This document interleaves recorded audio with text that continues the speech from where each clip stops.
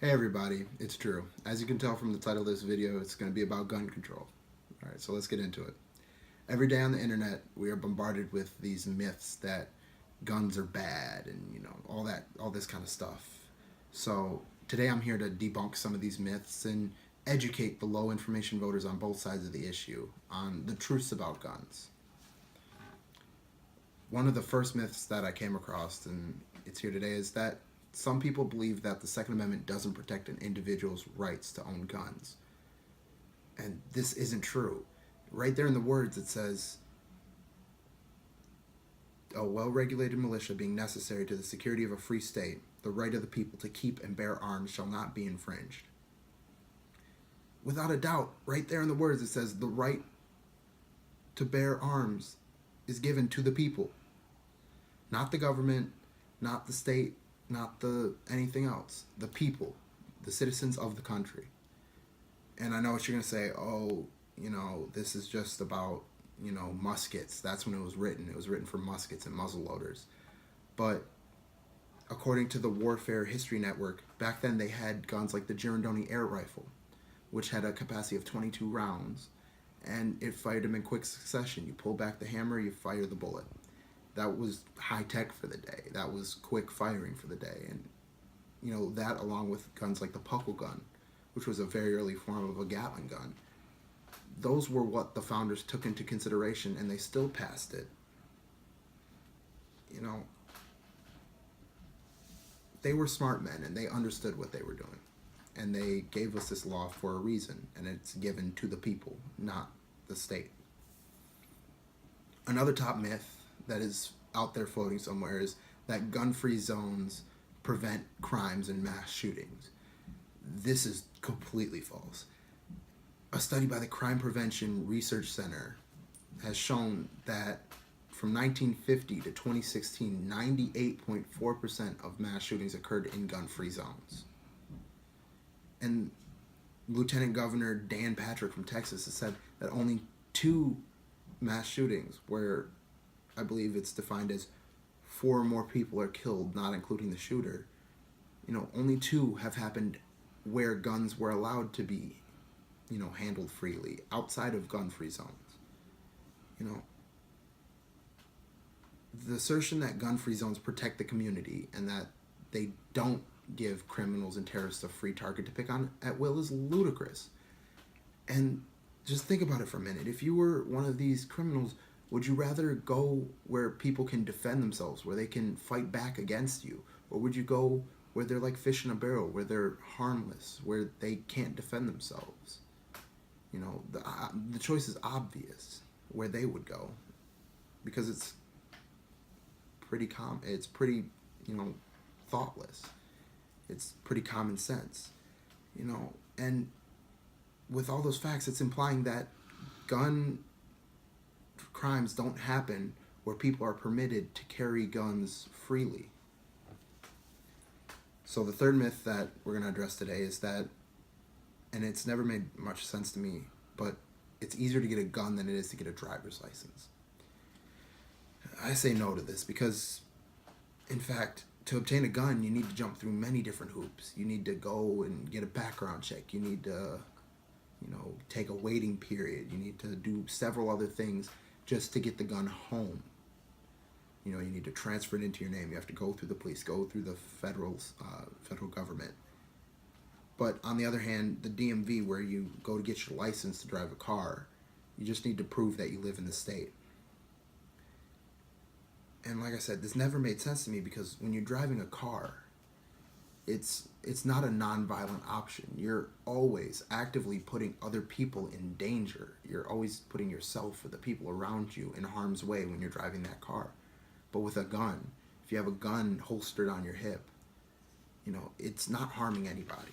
You're walking around defending yourself passively, completely passively. And it's just a non-violent person. And if you're to think about it, if you go to the DMV, do you get disqualified because you're on the no-fly list? No, you don't. Do you get your license revoked if you've had a misdemeanor or if you failed a background check?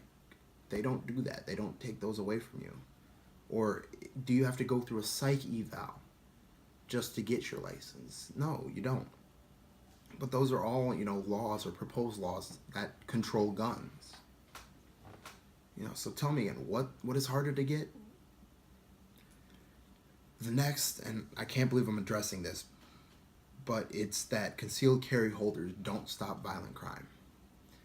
Concealed carry holders on the daily stop crime. They stop violent crime. They stop gun crimes. They stop crimes of opportunity.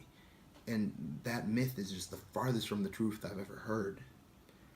In fact, there's a story of one man, and it comes from the Crime Prevention Research Center. It says that on September 9th, 2016, there was a man walked up to two guys on the street, pointed a gun at them. Luckily for the two men, one of them was a concealed carry holder. He was able to draw his firearm and protect himself and his friend. And they got away safely. He was successful in defending himself.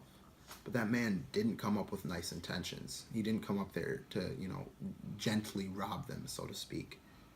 He came up with murderous intentions. And luckily for the men, they had the opportunity to defend themselves.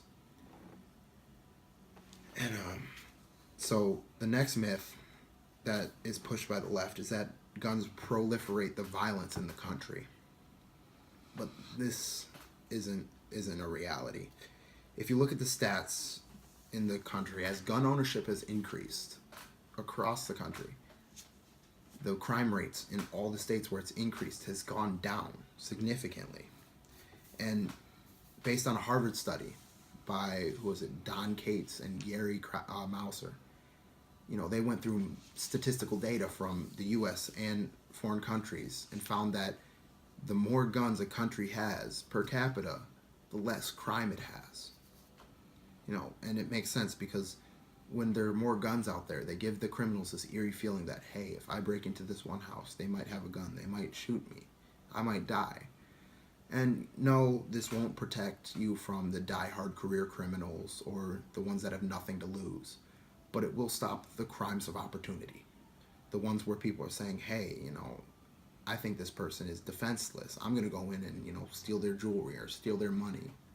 And that happened in one situation in Oklahoma where 3 teens decided to burglarize this man because they knew he had a lot of money and they thought they could get away with it. They came in with brass knuckles and knives. They came in armed. And they meant to do harm when they got there. Luckily for the man, he was able to have a gun and he was able to defend himself. Because if not, that was a very unfair advantage that they had. And that's what guns do. They give an even playing field, so to speak. And they allow normal citizens to defend themselves and not let the criminals take advantage of that unfair advantage that they have over everybody else when they do come into a house armed. And the last myth that I'm going to debunk today is that gun control myths work, because they don't. In reality, all gun control laws are steps in a process to confiscate guns. And this undoubtedly will never work. Keep in mind, there are more guns than people in the United States. Gun ownership in this country is a constitutional right. And no amount of legislation or court appeals or constitutional amendments will ever overturn that.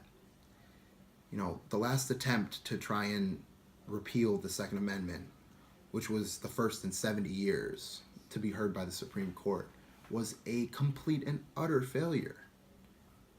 And the reasonable restrictive legislation that has already been passed on the state and federal level has its limits too, because if that pushes too hard, pushes the issue too hard, people are going to push back against it. And as we see, gun control doesn't work, especially in places like California or Connecticut, some of the strictest states for gun laws.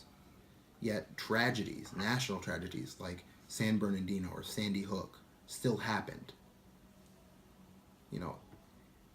And in part and no amount of further restrictions will ever make any difference about how those guns are distributed and how many there are. And this is it partly because, like I already said, there are 357 million guns in this country. That's about 1.3 to 1.4 per person. And with so many guns out there, if somebody really wants to get one, they'll get their hands on one, no matter what. Any attempt to take away these guns, to take away any guns from any American, would not only be a blatant violation of the Second Amendment, but it would also violate the Fourth, Fifth, and 14th Amendments. And this kind of idiotic legislation not only would never work, it would never pass. And even if it did, in some fantasy world, if it did pass, it would be struck down before the first dollar of buyback money could be handed out. Australia. But the enforcement alone for those kind of laws would create a level of bloodshed vastly exceeding that of the mass shootings you're trying to protect the general public against. So before I let you get back to your day, I just wanted to thank you for tuning in and learning the truth about guns and these gun myths that they're perpetuating in the media. And I hope you can go about your day being knowledgeable and factual about the arguments that you're a part of. Thank you.